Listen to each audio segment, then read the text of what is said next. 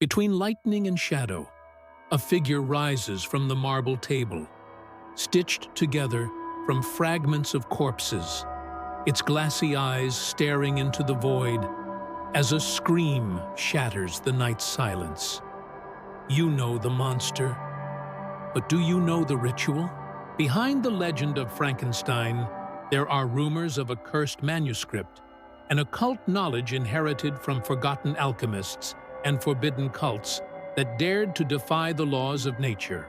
What if fiction concealed a darker truth? In this descent into the depths of profane science, we will explore the horrors that inspired Mary Shelley, the necromantic rites erased from history, and the terrifying experiments that sought not merely to create life, but to control death. Prepare to discover what truly awakened the creature and the eternal sins that still pulse within its creation. It all begins long before the stormy night on which Victor Frankenstein dares to create life from death. To understand the roots of this act of divine defiance, one must delve into centuries of occultism, into underground chambers where the stench of decay mingled with ritual incense, and into forgotten libraries where parchments sewn with human skin spoke of secrets no mortal should know. During the Middle Ages, while the Inquisition burned heretics in public squares, there were others who, in the shadows, recorded blasphemous formulas. One such manuscript, known only as the Codex Putrefactus, was said to contain instructions for restoring a soul to a dead body. Written in corrupted Latin, its passages speak of the symmetries of flesh, of points where vital energy still pulses after death, and of how to align these forces with lunar cycles and subterranean magnetism to rekindle the divine breath. These rituals demanded offerings, not mere candles or prayers, but fresh human parts, newly removed hearts, still warm eyes, tongues carrying the dying person's last words. The rite was performed in circles etched with coagulated blood, under guttural chants that warped the very air. There are accounts of sects living in Germanic forests who kidnapped beggars to keep their experiments secret, emulating the ancient Egyptian necromancers, but harboring an even more terrible desire, not merely to speak with the dead, but to return them to the world of the living. In the 18th century, as science began to emerge as a rational force, there was a strange convergence between alchemists and the first anatomists. Bodies once studied merely to understand disease now served as the basis for something far darker.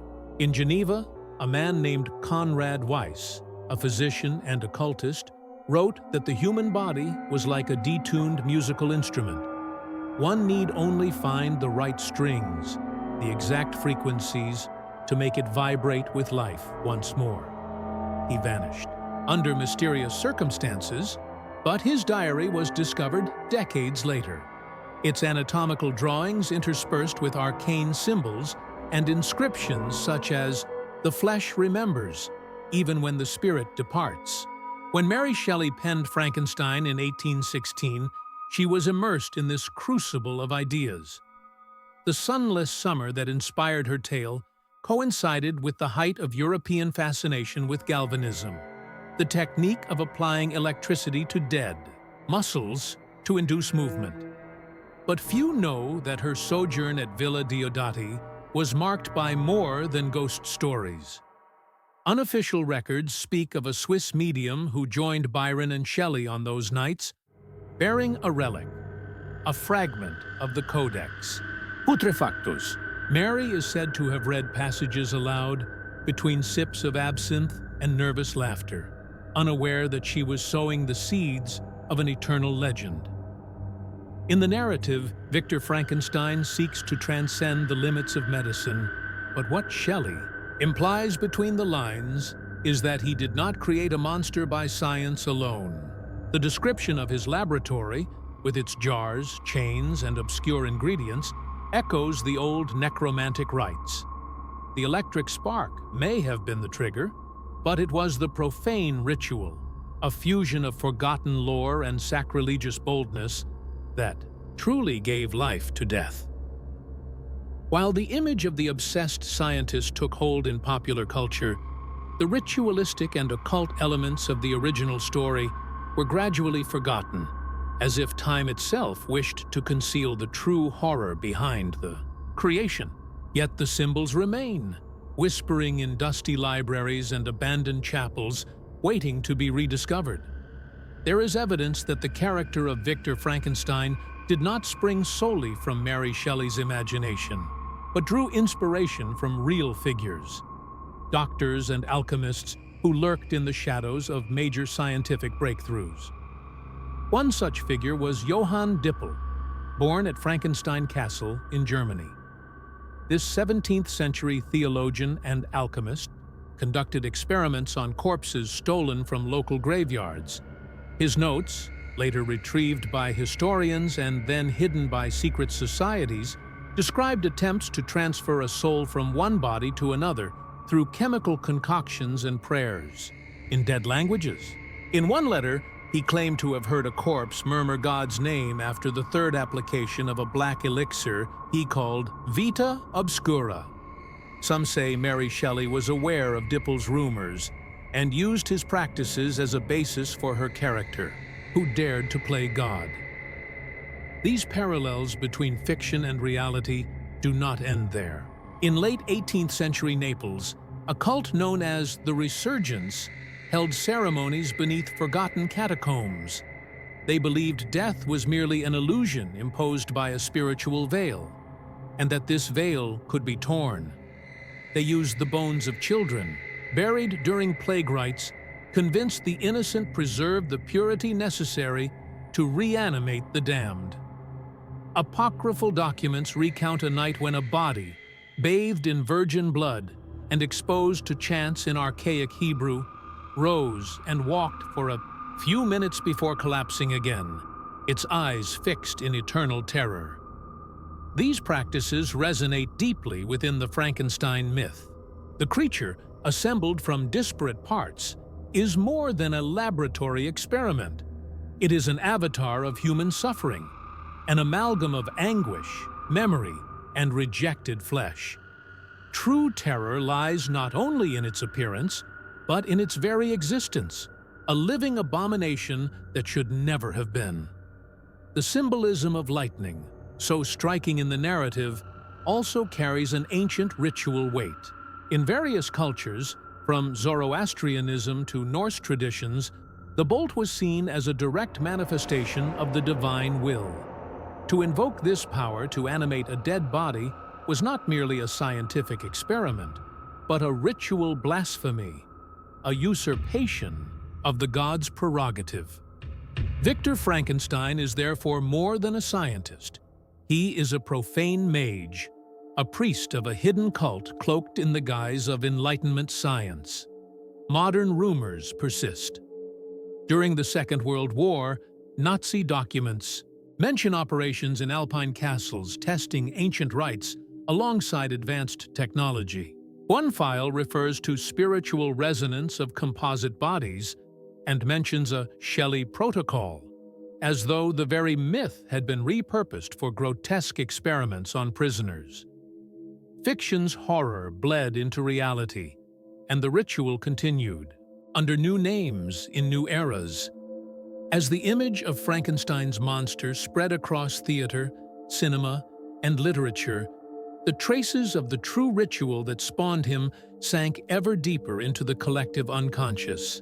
Yet for those bold enough to peer beneath the surface, the signs remain, etched in forgotten symbols, whispered by voices that speak only to the insane and the enlightened. In 15th century Romania, a chronicle tells of a deranged nobleman who gathered the bodies of peasants slain by plague, stitching them together and burying them with black stones engraved with unknown runes. It was said he believed he could create a spiritual guardian to protect his lineage. Decades later, when the castle burned to the ground, the ruins revealed a tomb containing a composite corpse of limbs of different ages and sizes. its eyes open, pupilless, as though a soul had never entered or could never escape. In Egypt, along the Nile's banks, archaeological digs have uncovered temple inscriptions speaking of those who walk without a heart, beings fashioned by Anubis's priests to guard secrets between life and death.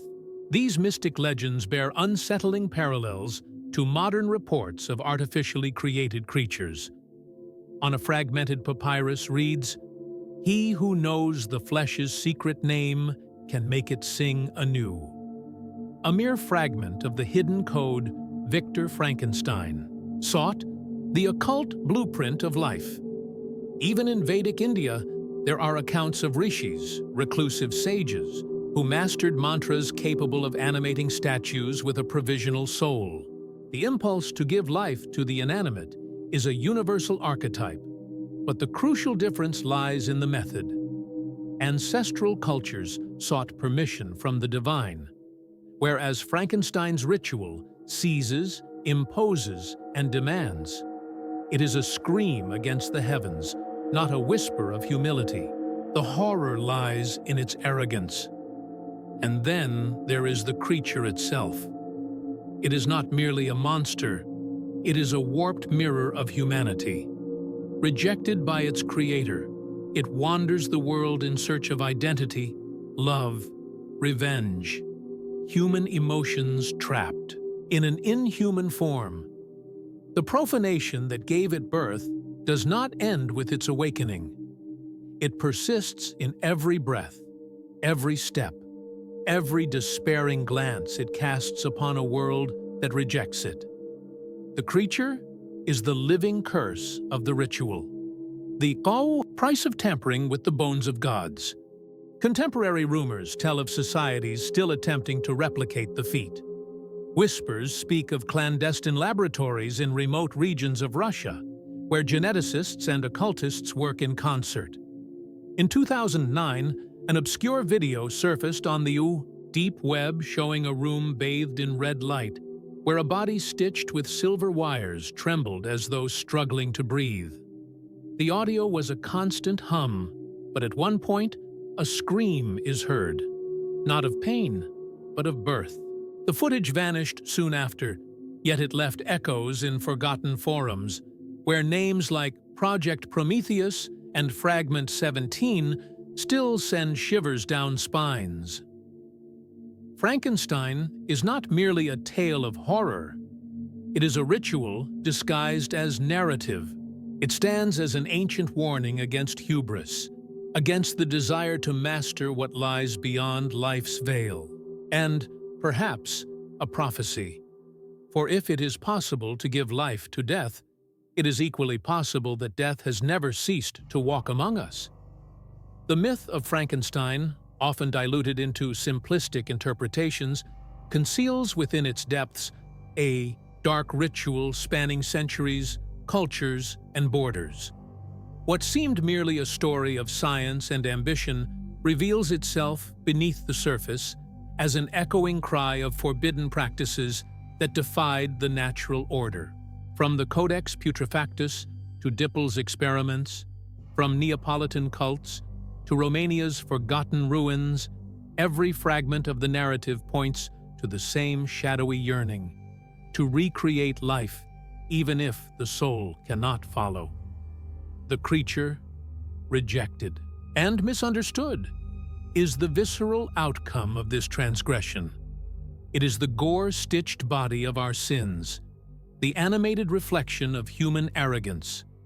Frankenstein's true terror lies not only in its creation, but in its creator's refusal to accept the consequences. The profane ritual does not end with the bolt that enlivens the flesh. It endures in the curse that haunts any who dare to play God. Today, with advances in biotechnology, genetic engineering, and artificial intelligence, the shadow of Frankenstein's ritual seems more present than ever. We stand once again on the brink of giving form to the formless, of manipulating life's very essence. But do we remember what was buried with the first creature? History does not forget. It merely sleeps. And when thunder rends the skies once more, it may not be mere fiction that rises from the shadows. If you have enjoyed this journey among stitched corpses, cursed manuscripts, and forgotten secrets, don't forget to like, subscribe, and share this video with those brave enough to face history's horrors. Until our next descent into the shadows of the past,